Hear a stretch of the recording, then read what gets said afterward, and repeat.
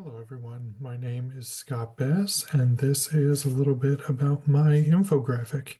So, the information that I chose to represent focused on employee voice and the positive and negative outcomes, respectively, associated with fostering or ignoring that voice.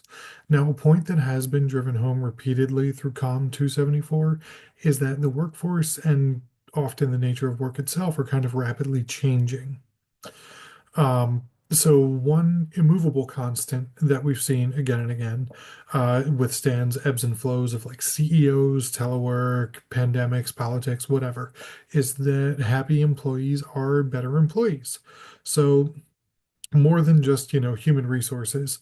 It is about human beings that understandably respond and perform better when they feel valued. So that is what a lot of this information speaks to. I chose to present it in such a way as to reach the maximum number of internal stakeholders for whichever company this infographic calls home. The main audience is probably going to be like lower level management, like ground floor supervisors, but it is equally important for everyone from entry level and ground floor employees to those all the way up the corporate ladder to kind of see this information.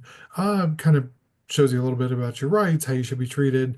It focuses on everything from discrimination to information about work-life balance. Um, and kind of things that should be common sense, but as we've seen and as my research has kind of unfolded, uh, these things aren't always implemented the way they should be. As far as discrimination, I wanted to focus a little bit on ageism.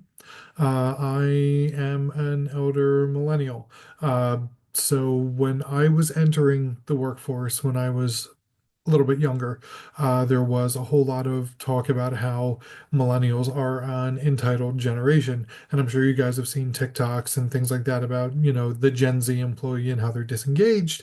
And of course, everybody has jokes about like the older boomers. And it's kind of weird that ageism is just allowed as a form of discrimination.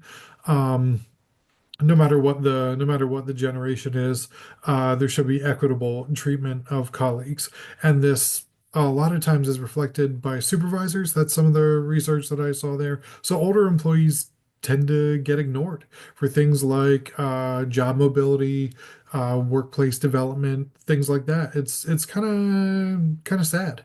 Um, I also included some things in there about how even companies that have good work-life balance policies, managers feel discouraged from approving them. So someone has a baby or needs to go out on medical leave, they can find themselves kind of up against some unpleasantness and almost well, even denials sometimes, which is pretty upsetting. And it goes against the policy, it goes against employee happiness, and it goes against that employee feeling valued. Again, it's that employee voice. If you know that your time isn't valued and they don't care about what the policies say, you're going to come into work anyway. What incentive do you have to keep coming back or to maintain loyalty to that employer? So why does it look like this? I will say, up until this class, my experience with infographics can be largely distilled into the sentiment that people don't read them. I worked as a unit secretary in a hospital during COVID, and there were infographics up all over the walls that basically explained policies, procedures, visiting hours, things like that, and people ignored them. And then I got to work in higher ed, where I was in records and registration, and I sent out those emails. Not for Kutztown, don't worry. But I sent out those emails that students get that say, "Hey, remember to register for classes." Yeah, the ones that you all kind of ignore. So I basically wanted to make this as clean and easily digestible as possible because I don't have a lot of faith in people reading the infographics that companies put out. Uh, so I wanted to make a simple path that kind of went one, two, three, four, five, and all of these things are actionable. And that is something that I wanted to highlight was that there was a call to action in this infographic as well. Um, Depending on how much you guys know about corporate jargon, your best goals are going to be SMART goals, and you can remember this for employee reviews if you don't already have a job.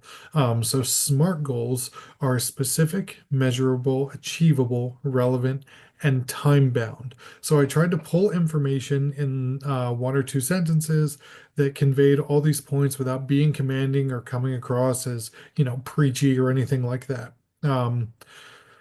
I would say focusing on a call to action for an infographic is a great way to stop it from being a little meandering. Speaking of little meandering, I am going to end this video, but thank you very much for listening and for your feedback. I really appreciate that. Thanks a lot. You guys have a great end of your semester and good luck.